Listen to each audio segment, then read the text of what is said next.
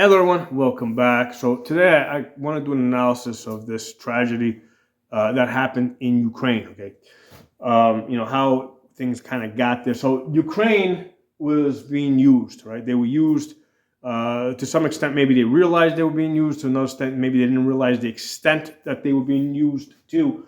Um, but the United States was essentially using Ukraine to try and weaken Russia. Okay, which is a normal thing. Like all countries in the world want to be number one, right? They're all always, trying to do stuff to knock down the other guy so they can go up. I mean, that's a natural thing to be expected. Okay, so Ukraine had to know, right? They had to know that they were being used to that end. Okay, because that is the natural thing that different countries want to do at all times. Okay, um, so the United States is promising all sorts of stuff to Ukraine.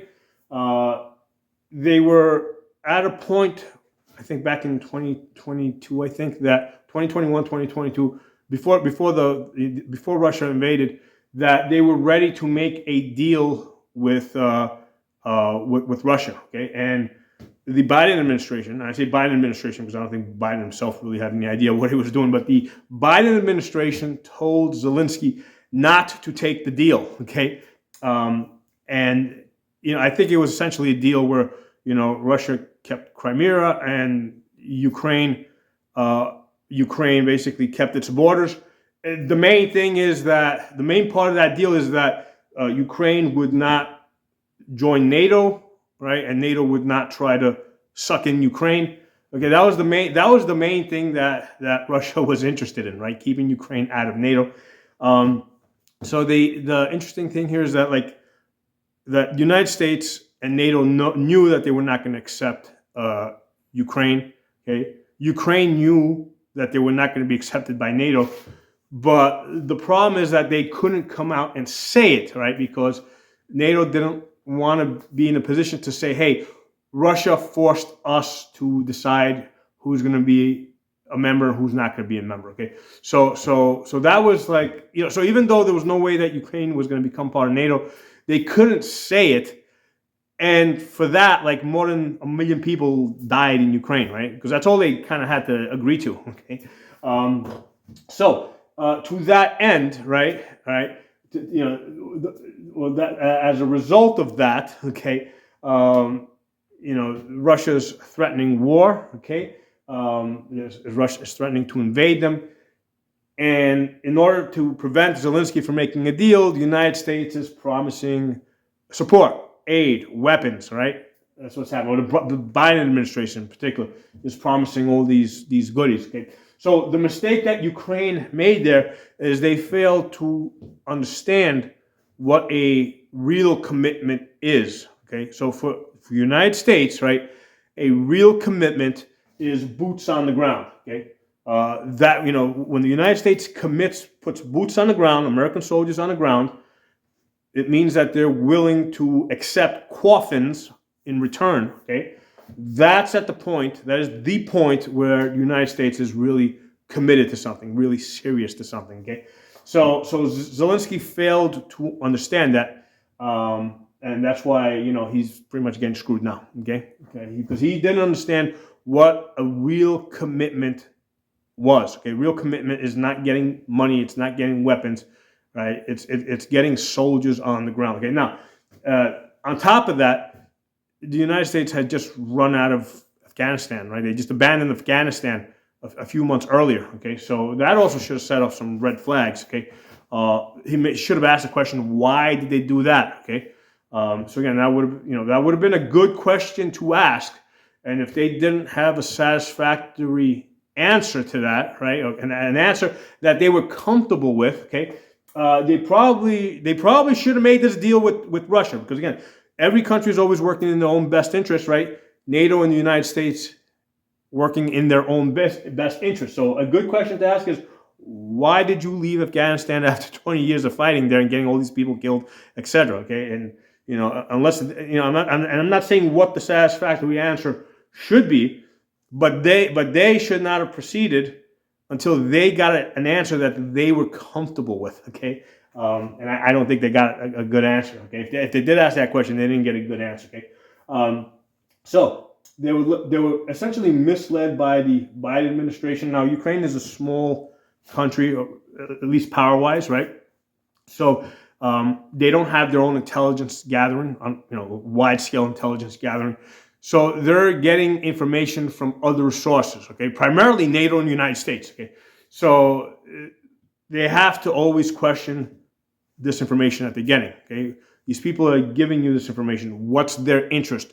What's their end goal? What results are they looking for? Okay, so again, that's something that if they had asked those questions, it's like, okay, the same people that are supplying us with the information are pushing us to go to war with this country over here. Again, that should have been something that they should have stopped and like seriously thought about, which I don't think they did. Okay, so a Biden administration, what's their interest in this? Okay, so number one, because there's a couple sides to this, right? Number one, you got the military industry, right? The businesses, right? I'm not talking about the military itself, but the industrial military complex, right? So they want to sell weapons, to Ukraine. Okay, so they want to test out weapons. So it makes sense that the military industry would be pushing for war. Okay, so again, the military industry, they got American politicians in their pockets, right? So what do you think the military industry is telling the American politicians? Push them to war, okay? So that's one side of it.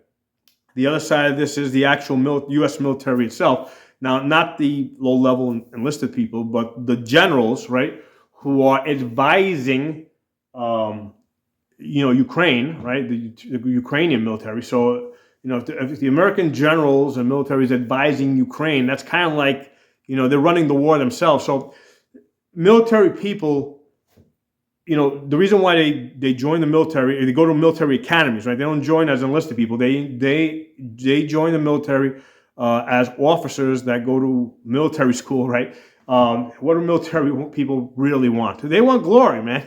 I mean, that's why somebody chooses to become, to take that route to eventually become a general, right? They want glory. They want, there's no military general that you ever heard of that never had there's no military general that you've heard of that never had a glorious battle. Okay, so all the military generals, they had glorious battles. That's why you've heard of them.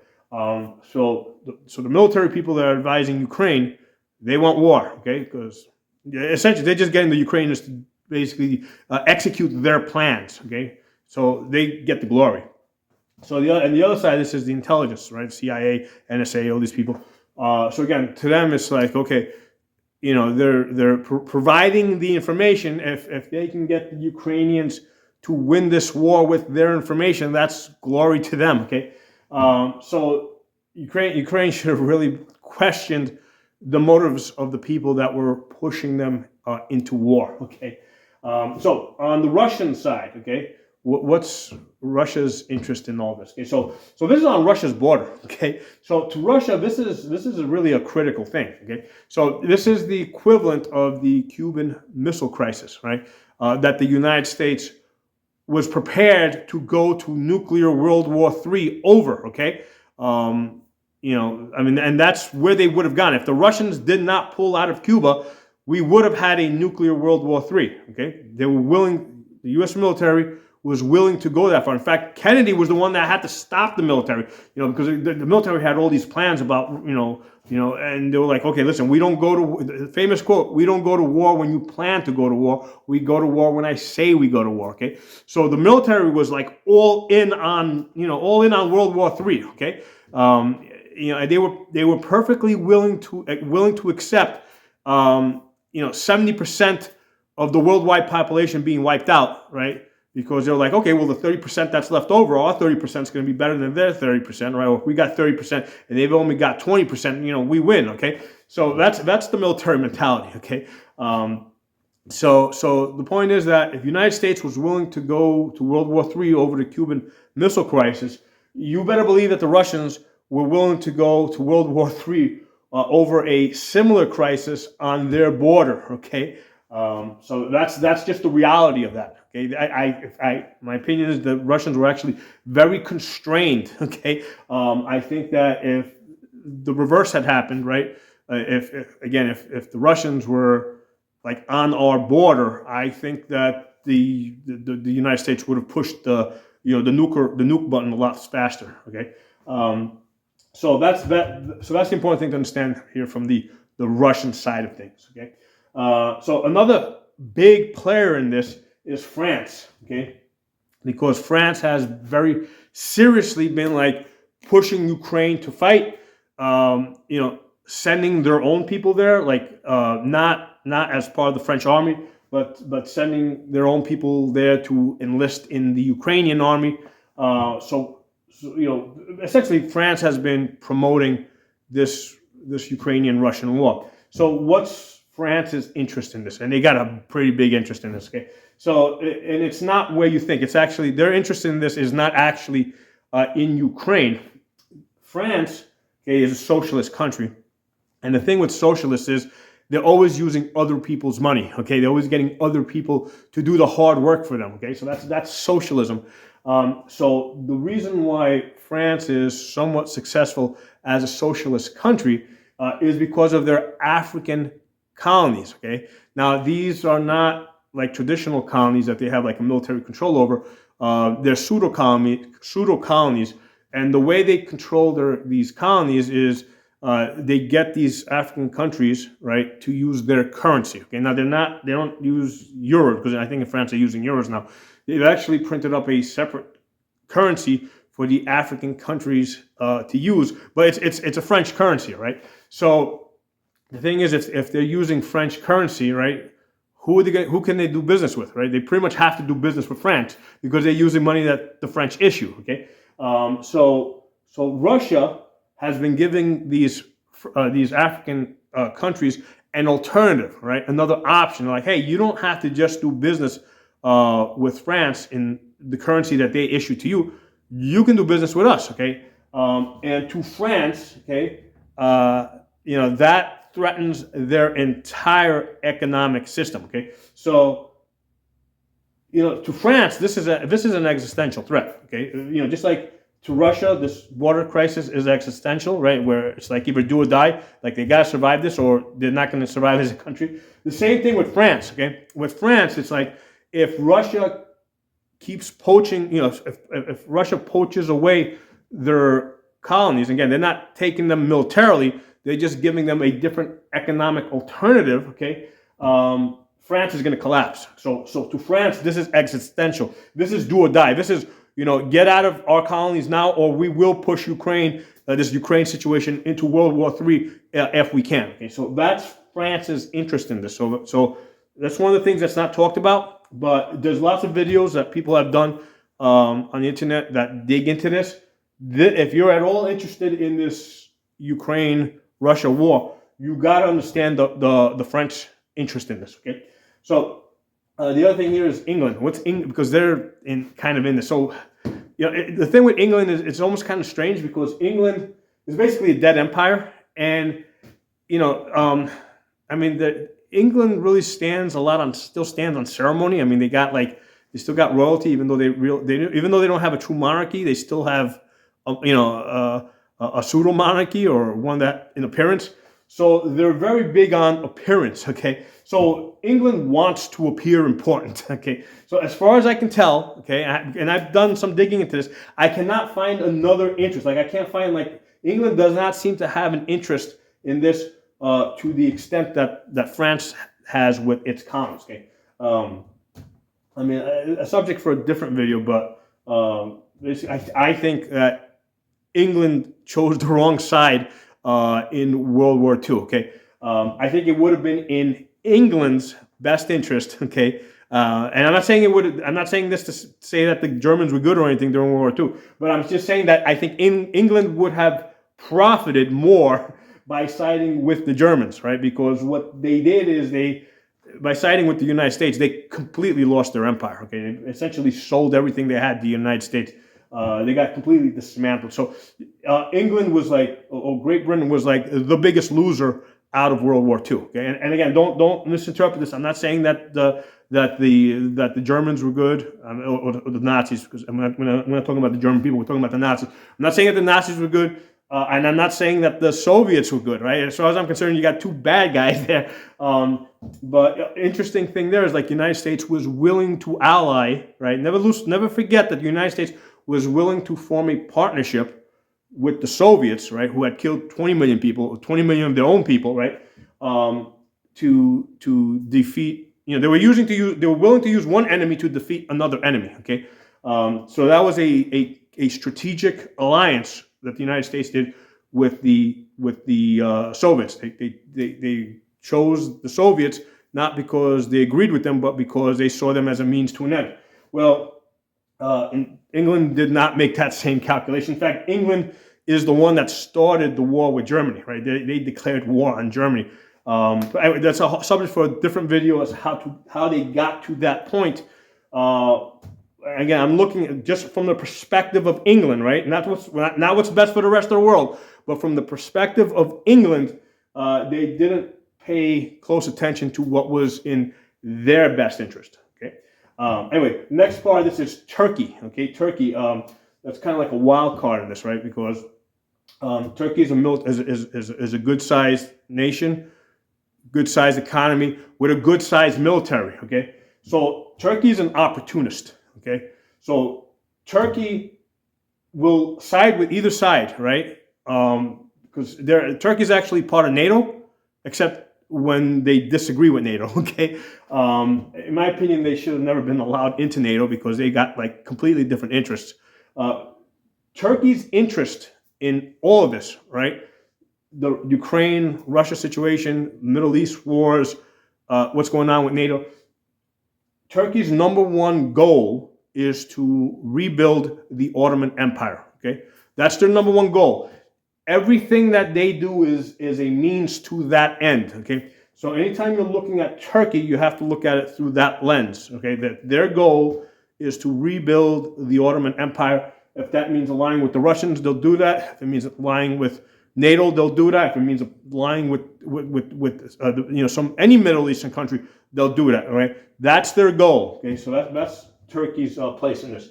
And they're a big country, strong economy with a big military. So you cannot discount that. Okay, you can never discount that. So the rest of the NATO countries, like Germany, Poland, Finland, Norway, Sweden, Italy, Greece, all these other countries, where do they fit into all this? They're just confused as hell. They have no freaking idea what's going on.